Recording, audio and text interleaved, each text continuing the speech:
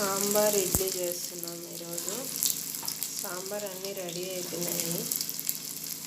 ఇంకా ఇక్కడ తిరగబాత పెట్టేసినాము. ఇది తీసుకొని సాంబార్లో వేయడము. సాంబార్లో వేసేస్తాము. సాంబార్ ఇడ్లీ చిన్న బాగా ఉంటుంది. చట్నీతో ఎక్కువ తినాలి. దీంట్లో వేసేసుకుంటున్నాం మనం చేసిన తిరగబాత.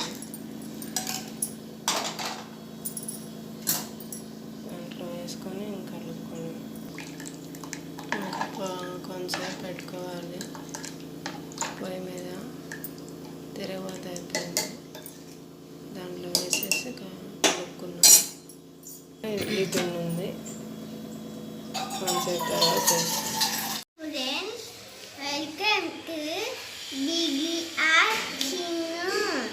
ఈరోజు నేను ఇడ్లీ తింటున్నాను.